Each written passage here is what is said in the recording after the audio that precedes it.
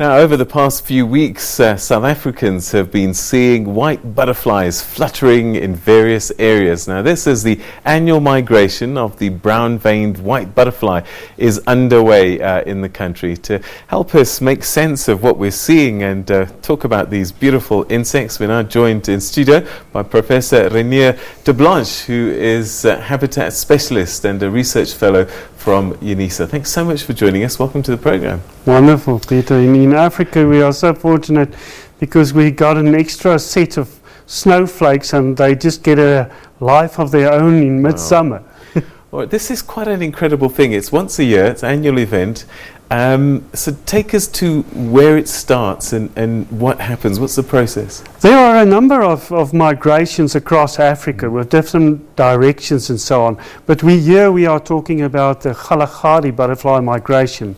And those butterflies that travel through Gauteng probably come from around Kimberley and those places. They originate from the northern Karoo and also from the Kalahari.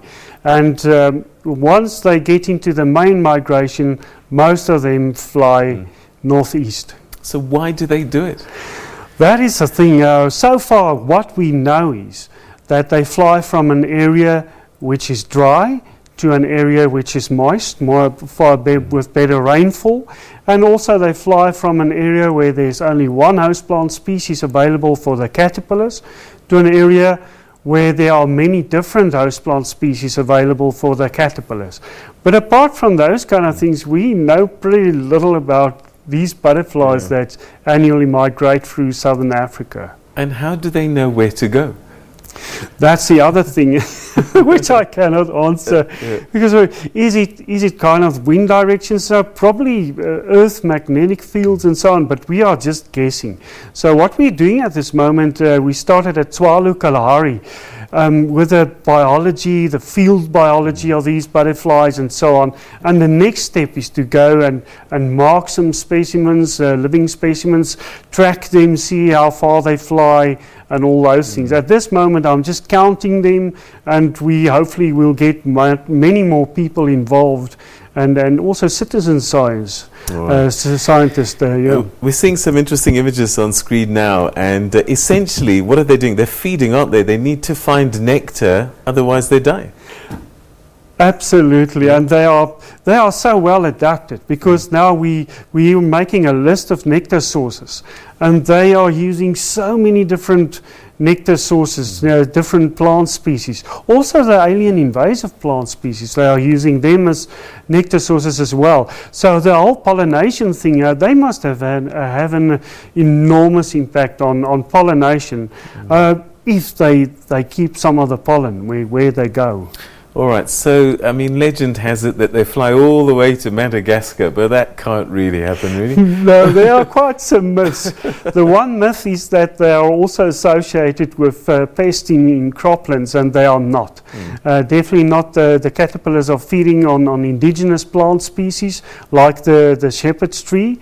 And the other one is that they start in the southwestern Cape, like you mentioned, all along the coast, right through, and in mass arrive at Madagascar, and there's no evidence of that. Maybe one or two reach Madagascar over the sea and in extraordinary circumstances, but no, there are lots of myths and lots to find out still. So, I mean, I'm trying to go back to when I studied at school, and my understanding is that butterflies have a very short lifespan. So this migration, they're dying and being born all the time, must be, right? I think some of them last longer than we think. And when we mark these specimens, live specimens, we'll be able to track them.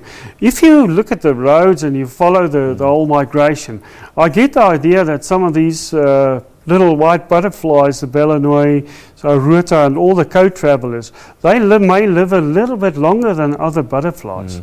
So that may be be very interesting. What's the average lifespan? Oh, some of the butterflies, for example, the endangered high-felt blue butterfly.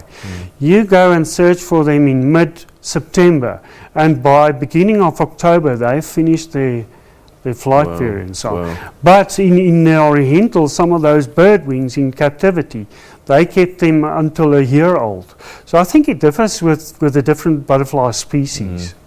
Do we know why they swarm and fly together? That's the thing. There's some advantages in being in staying together and so on, especially with the predators and so on. Though I think these butterflies, the warning colors in nature are the reds, the blacks, the yellows, the whites, and so on. And that's why they're probably not attacked by too many predators. But the thing is, I think what happens in the Kalahari and so on, especially after good rains, the caterpillars are stripping those trees. They're completely defoliating some of those trees, and then the food source is gone. So they must move on. Coincidentally, some of those boskia trees, some of them's got the deepest root system ever recorded for any tree across the world. So they miraculously recover, those boskia shepherd's trees, during the winter, so that they are fresh again for the hammering of the next summer. My goodness. So are these species peculiar to our region? Is it different species in different parts of the continent? Oh, it's a good question. They are peculiar to our region. For example, the brown-veined white, the main proponent of this migration, as well as the African migrant, the brown-veined white's got a distribution up to India. Wow. But some of the co-travelers, like the lemon traveler, we see in these migrations there are some other butterfly species, though not as abundant, but that also travel with. And some of them only, the distribution, like for example the lemon traveler, only up to Malawi and those places. And but most of them covers quite a large part of Africa, and also some of them even up to Madagascar and so on. So what's the contribution that butterflies make in the ecosystem? What do they do? Oh, it's a good question. The first answer may be that they are ambassadors of biodiversity. For example, with this migration, we're all pretty excited because that's a sign that weather conditions and the climate has improved a bit after the rains and so on. I think pollination, at some stage in my life, I thought, well, all the work is being done by bees, but I think many of these butterflies, surely, they play a role. And then there's these exceptional cases like the mountain pride, the mountain beauty butterfly, occurring from southwestern Cape Fynbos all along the eastern Drakensberg and so on. If that butterfly gets extinct, the stormers are without their logo, because the red dissa will go extinct. The sole pollinator of the red dissa is actually the mountain beauty, the mountain pride. The table mountain pride butterfly, sometimes called. It's called. So that you get special cases like that. And I think we've just touched the surface, you know. I think when one looks at the African heritage and our butterflies, our wildlife, it's not only the big five, but we only scratch the surface when it comes to butterflies. Wow. You make it all sound so very exciting. Oh, it is. I've been collecting since 4, and I just, once you're whacked by the butterfly enthusiasm, you're gone there. There ain't no cure. I'm going to call you the butterfly man now. Thanks so much. Thanks so much, Peter. Us. All right, so tomorrow, look out and just see, because it's a very special time of the year, and nature is quite wonderful to observe. So spot as many butterflies as you can, because it is a very special thing to do. All right, that's where we're going to leave it for today. Thanks very, very much indeed for tuning in. The full view is coming up shortly, but for me and the team, have a good evening, everyone. Bye-bye.